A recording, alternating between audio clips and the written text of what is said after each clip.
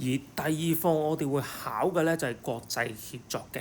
咁因為我哋主要係會講咧喺國際協作嘅大背景發生咩事，所以全球唔同個國家要合作咧。咁睇落去好似讀嘅好多咧，其實我哋分做4個主題嘅啫。第一個主題就係貧富懸殊啊，貧富懸殊。第一個貧富懸殊咧就唔係講緊單係國家內部嘅貧富懸殊，係講一個全球性嘅貧富懸殊。OK， 咁又呢個係個大背景嚟嘅，就講咧殖民地獨立咗之後咧，但係歐美國家仍然係最有錢嘅，所以出現咗咧就係歐美 VS 非洲、南美洲啲國家咧，呢啲係富嘅，呢啲係貧嘅，主要係 OK。好啦，咁啊第一樣嘢啦，欠發達國家主要係幾個地區嘅，係非洲啦、東南亞、南美洲啦、南亞嘅地方。而有錢嘅話咧，就係北美洲啦，跟住呢個就歐洲啦，同埋大洋洲嘅大洋洲3個洲份。咁啊，呢邊嘅人有幾有錢咧？佢講緊嘅係佢哋佔有咗咧80% 嘅財富，同埋70% 嘅資源。OK， 咁你諗下喎，但係佢人口咧就加埋咧都唔夠中國多嘅喎，但係佢哋就佔有咗80% 財富，70% 資源。好啦，咁而其他國家咧講緊嘅係非洲啊、南美洲啊、南亞、東南亞，人口就好多，但係咧就好貧困嘅，好貧困。OK， 好貧困其中一個原因咧就係資源嘅困乏。點解會資源困乏咧？你明明有資源㗎，原因為係被一啲嘅發達國家嘅財團咧去掠奪咗佢哋資源，令到佢哋享受唔到本地嘅資源。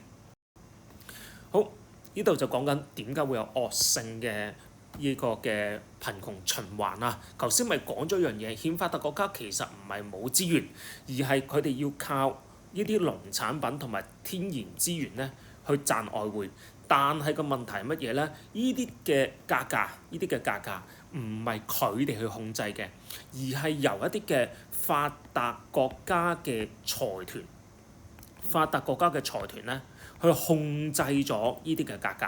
OK， 控制咗呢啲天然資源同埋出口農產品嘅價格，咁令到呢啲欠發達國家佢哋嘅收入就好唔穩定啦。除咗好唔穩定之外咧，仲要係好低嘅添，因為佢哋自然會壓價啊嘛。好啦，咁佢哋想改變嘅時候，呢啲國家想改變，佢有啲咩方法改變咧？首先第一樣嘢，佢要問啲發達國家借錢啦。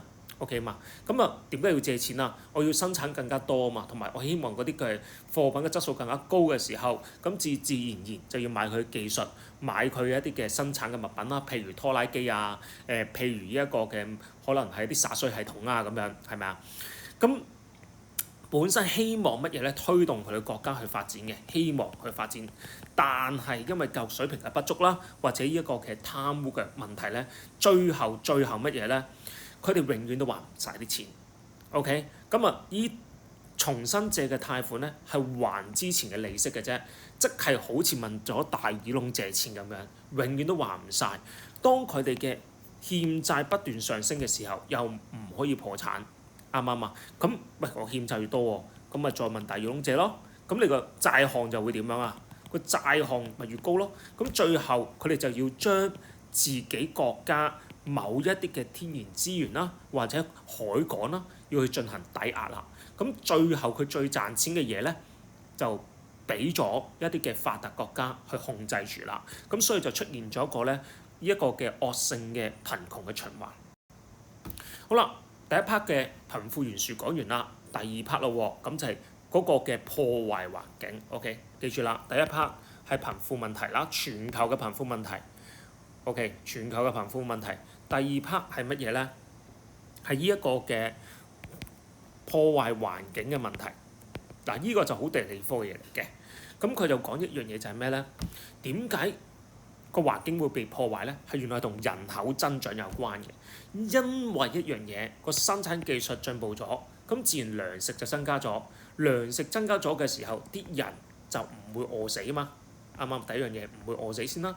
第二樣嘢就係咩咧？因為個醫療同衞生嘅水平嘅提升，咁即係乜嘢咧？人嘅壽命咧就長咗喎，所以咧全球嘅人口咧就上升咗啦。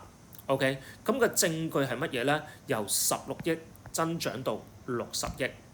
咁人口多咗嘅時候，就需要乜嘢多咗咧？好簡單，食物多咗，需要食嘅嘢多咗，啱唔啱啊？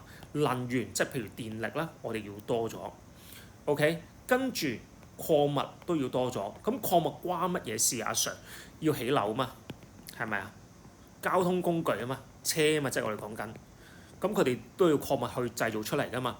咁我哋講緊嘅能源啊、礦物啊同埋糧食，其實係我哋去開採嘅過程入邊係會破壞個自然環境嘅。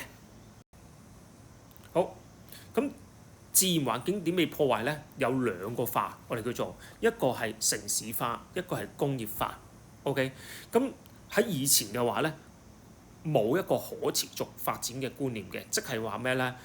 有咁長得咁長，因為我要城市化，我要工業化，我就唔會理環境嘅破壞，拎得幾多得幾多，因為冇制定一個可持續嘅發展嘅規劃，個結果就出現咗咩咧？過度開發同埋污染嘅問題。咁呢啲過度開發嘅問題咧，同埋污染嘅問題，其實就係你破壞咗，你要去重新恢復係好長日子嘅，但係呢啲嘅破壞係會導致咗某一啲嘅自然災害係增加咗嘅，譬如山火係會多咗嘅，咁你自然咧對人嘅生命嘅威脅咧就會大咗啦。好，第三，頭先講到自然環境破壞啊嘛，嗱，其實一步一步嚟嘅，你會發現係貧富問題，又去翻先。跟住就出現咗乜嘢咧？就係破壞環境，因為人嘅進步 ，OK， 人嘅進步，嗰啲窮嘅國家自然需要咩咧？更加多嘅資源啦，去應付呢一個嘅佢哋嘅國家需要，所以好容易就出現咗一啲咧破壞環境去獲得資源。咁你個環境被破壞咗之後就會點樣啊？就會出現一個咧全球暖化問題，全球暖化問題。OK， 好啦。頭先講咗啦，城市化、工業化啊嘛，但係當城市化、工業化勁咗嘅時候，機器用多咗，車多咗，就會好多時出現咗乜嘢咧？好多嘅溫室氣體，咁溫室氣體咧就會產生溫室效應，咁地球就會升溫啦。嗱，地球升溫就大鑊啦，嗰啲冰咧就會加快融化。OK， 咁溶多咗、淡水多咗嘅時候，海平面咧就上升，一上升咗咧，嗰啲低窪地區咧就被淹沒啦。上堂嘅時候同你講過啦，譬如馬爾代夫啊、荷蘭啊呢啲國家咧，其實係受威脅嘅。咁有一啲嘅部分嘅有毒氣體咧，嗰陣時候農業啦，主要係農業啦，同埋一啲嘅噴射一啲嘅嗰啲氣體啦，就破壞咗臭氧層。OK， 南邊嘅南極洲嘅上空嘅臭氧層，咁呢個臭氧層咧，咁就令因為擋唔到嗰個紫外光，擋唔到紫外光，令到人咧個患皮膚癌嘅機會增加咗嘅。OK， 南極洲喺邊度嘅？喺南邊咯。OK， 所以南半球嘅人咧 ，OK， 尤其是如果越接近呢個南極洲嘅人咧，佢患嘅皮膚癌嘅機率咧係越高嘅，所以佢哋需要搽大量嘅太陽油，每日都要搽太陽油嘅。好啦，咁另一樣嘢頭先咪講咗點樣破壞環境㗎嘛，係咪啊？咁另一樣嘢叫污染啊嘛。因為城市化、工業化嘅時候咧，咁佢哋為咗慳錢，其實唔止發達國家嘅，欠發達國家雙方都慳錢，但係唔同嘅地方係咩咧？發達國家為咗慳錢咧，將一啲好高污染度嘅廢物咧，佢哋就抌咗俾欠發達國家處理，但係欠發達國家佢根本上冇一個適當嘅處理系統㗎嘛。咁佢哋點處理啊？咪抌落條河度，抌落個海度咯，或者求其刮個窿喺個森林度填咗佢算咯。咁就會造成一個無論係土壤或者都會造成水源嘅污染。尤其是如果佢埋咗落泥土嘅時候，佢會滲落去，令到地下水受污染。另一個抌落條河嘅，咁你嘅淡水亦都受污染。咁你受啲污染嘅時候，人嘅健康自然受到一個嘅損害啦。最容易係出現乜嘢啊？癌症咯。OK， 好啦，到第四個部分啦。喂，你有污染啊？頭先講咗啱唔啱啊？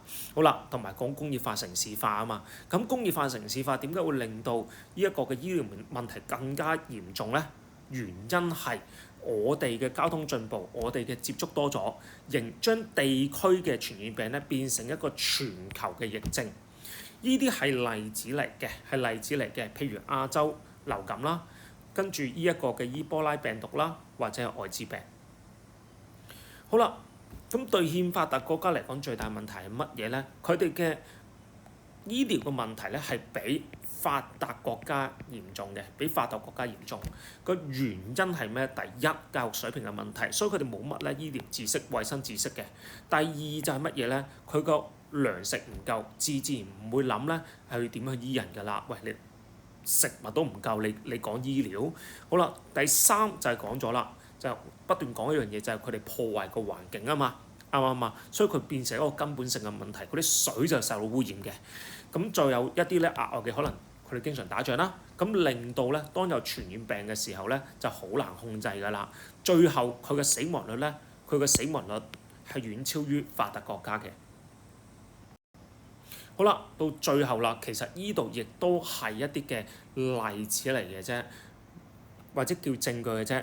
佢話20世紀末咧，大概有1100萬人咧死於營養不良 ，OK， 或者生育疾病。咁呢個上堂講咗，唔詳細講啦。咁證明啊，我哋有喂，你譬如愛滋病嘅增加個案，非洲最多喎。呢啲非洲國家大部分都係欠發達㗎嘛，啱唔啱啊？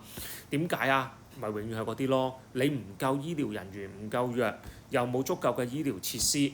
咁最後要靠咩啊？靠發達國家嘅慈善組織去救佢哋咯，因為佢哋本身即係可以教出嚟嘅醫生唔多啊嘛，或者護士唔多，咁佢咪靠人哋咯。好啦，4個課題就學晒㗎啦。咁我哋見到一樣